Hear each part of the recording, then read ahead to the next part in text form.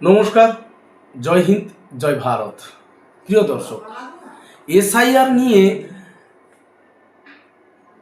রাজ্য যখন তোলপাড় চলছে রাজ্যে, সেই সময় কেন্দ্রীয় নির্বাচন কমিশনের কাছে বিহার ছাড়া আর সকল রাজ্যের সিওদের, মুখ্য নির্বাচনী অফিসারদের ডেকে পাঠানো হয়েছিল দিল্লি নির্বাচন কমিশনের পক্ষ থেকে।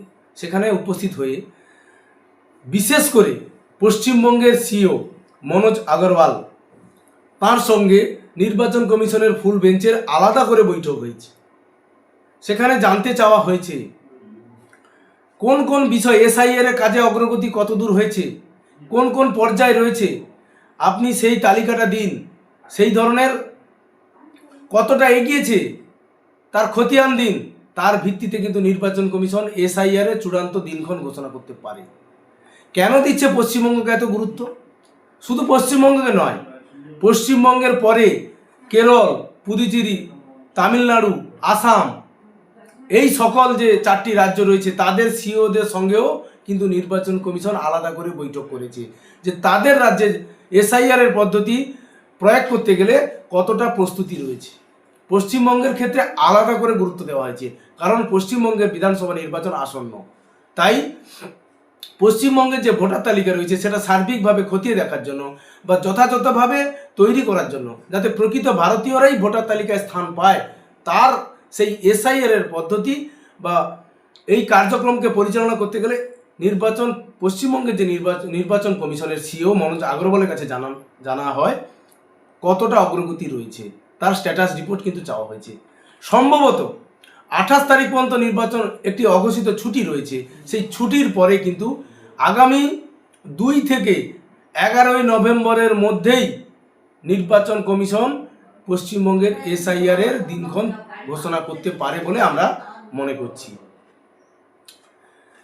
এবারে দর্শক আসছি ম্যাপিং। গোটা পশ্চিমবঙ্গের 2টি জেলা, দার্জিলিং এবং জলপাইগুড়ি,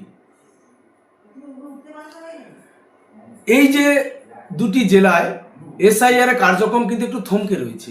কারণ আপনারা জানেন প্রাকৃতিক বিপর্যয় হয়েছে। প্রাকৃতিক বিপর্যয়ের কারণে সেখানে একটু ছাড় দেওয়া হয়েছে, কিন্তু বাদ বাকি যে জেলাগুলো রয়েছে সেই জেলাগুলিতে কিন্তু ম্যাপিংয়ের কাজ চলছে। সেই ম্যাপিংয়ের কাজটা কোন পর্যায়ে রয়েছে, কতদূর অগ্রসর হলো, নির্বাচন কমিশনের কাজ কতটা ম্যাপিংয়ে যোগ পেয়েছে, আমরা যদি লক্ষ্য করে দেখি, বিহারে প্রায় 65% বেশি, প্রায় 70% কাছাকাছি কিন্তু মিল পাওয়া গেছে। পশ্চিমবঙ্গের ক্ষেত্রে এই সংখ্যাটা কোন জায়গায় গেছে?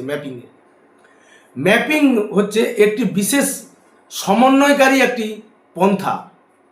2002 এবং 2024-এর যে ভিত্তিবৎসর, এই ভিত্তি বৎসরের মধ্যে 2002 এবং 2004-এর যে ভোটার তালিকা, সেখানে নির্বাচন কমিশন যে আলাদা করে যেটা ম্যাপিংয়ের কাজ করছে, সেখানে কতটুকু সম্পর্ক বা কতটুকু মিল পাওয়া গেছে। 2002-এ যাদের তালিকায় নাম রয়েছে তাদের বংশ পরম্পরায় পরবর্তী জেনারেশন যারা এসছে ভোটার তালিকায় 2024-এ, তাদের সঙ্গে মিল কত রয়েছে, এটাই হচ্ছে ম্যাপিং, মেলানো। ধরুন 2024-এ কারো নাম রয়েছে, সেই ব্যক্তির পূর্বজ যারা আগের বাবা মা ঠাকুমা ঠাকুরদা, তাদের কতজনের নাম ওখানে রয়েছে 2002 ভোটার তালিকায়, সেই ম্যাপিংয়ে কিন্তু এখনো পর্যন্ত দেখা গেছে 65% পর্যন্ত মিল পাওয়া গেছে পূর্ব মেদিনীপুরের ক্ষেত্রে। সেই সঙ্গে উত্তরবঙ্গের যে জেলা, দার্জিলিং, জলপাইগুড়ি, কোচবিহার, এইরকম জায়গাগুলোতে কিন্তু একটু বেশি ম্যাপিংটা দেখা যাচ্ছে, প্রায় 50%-এর কাছাকাছি বা 52%-এর কাছাকাছি দেখা যাচ্ছে। দক্ষিণবঙ্গের যে জেলাগুলি সীমান্তবর্তী, মালদহ, মুর্শিদাবাদ, উত্তর 24 পরগনা, দক্ষিণ 24 পরগনা, এই এলাকাগুলিতে কলকাতায় 55% ম্যাপিং পাওয়া গেছে। এই জেলাগুলি যে উল্লেখ করলাম, এখানে কিন্তু ম্যাপিংয়ের কাজটি চলছে, কিন্তু ম্যাপিং সম্পন্ন হয়নি। সেখানে দেখা যাচ্ছে প্রায় 45 থেকে 50-এর কাছাকাছি কিন্তু ঘোরাফেরা করছে ম্যাপিংয়ে। 2002 থেকে 2024-এ ভোটার তালিকায় যে মিল দেখা যাচ্ছে। আমাদের অবশ্যই নজর থাকবে আগামী দিনে নির্বাচন কমিশনের এই ম্যাপিংয়ের কাজটি কত শতাংশ গিয়ে স্থির হয়। সার্বিক স্ট্যাটাস রিপোর্ট আমরা পেলে বুঝতে পারবো ম্যাপিং কত শতাংশ নাগরিকের ভোটার বর্তমান ভোটার তালিকার সঙ্গে 2024-এর সঙ্গে 2002-এর ম্যাপিংয়ে কত শতাংশ ভোটারের নাম বংশ পরম্পরায় ম্যাচ করছে, এটাই হচ্ছে ম্যাপিং। এরপরে যত শতাংশ পাওয়া যাবে না তার উপরে কিন্তু নিবিড় সমীক্ষা করা হবে বিএলওদের মারফতে। বিএলওরা প্রতি বাড়ি বাড়ি যাবেন, বাড়ির সদস্যদের অনুসারে ভোটার তালিকায় নাম থাকার অনুসারে 2024 অনুসারে 2002-এ তাদের বংশ পরম্পরায় মিল রয়েছে কিনা, তার দাদু ঠাকুমা বাবা মা এই রকম যারা পূর্বজ ব্যক্তি তাদের শেকড়টা ভারতীয় কিনা সেটা খতিয়ে দেখা হচ্ছে। বর্তমান 24-এ যারা ভোটার তালিকায় নাম রয়েছে তাদের পূর্বজ তারা প্রকৃত ভারতীয় কিনা বা তাদের নাম রয়েছে কিনা। তাই 2024-এর তালিকায় যারা স্থান আছে এখন বর্তমানে জলজল করছে তাদের প্রতিটি ব্যক্তিরই আইডেন্টিফাই করা হচ্ছে যে তাদের মূল শিকড়টা ভারতীয় কিনা। এটাই হচ্ছে ম্যাপিং।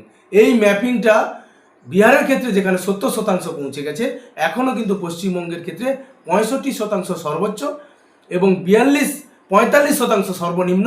এই ফারাকটা কিন্তু চোখে পড়ছে, প্রায় 20%-এর কাছাকাছি ফারাক পড়ছে। তবে ম্যাপিংয়ের কাজটা সার্বিক তালিকা এখনও প্রকাশ পায়নি বা স্ট্যাটাস রিপোর্ট প্রকাশ পায়নি। সেই রিপোর্টটা প্রকাশ পেলে আমরা অবশ্যই সেই তথ্য আপনাদের সামনে অবশ্যই তুলে ধরবো যে কত শতাংশ ম্যাপিংয়ে পাওয়া গেল। তারপরে শুরু হবে SIA-এর দিনক্ষণ ঘোষণা এবং বিএলওদের বাড়ি বাড়ি যাওয়া। আগামীতে ম্যাপিংয়ে কত শতাংশ তালিকায় নাম পাওয়া যাচ্ছে সেটা অবশ্যই আপনাদের সামনে আমরা তুলে ধরবো। ততক্ষণ পর্যন্ত আজকের প্রতিবেদন এখানেই শেষ করছি। জয় হিন্দ, বন্দে মাতরম, ভারত মাতা কি জয়।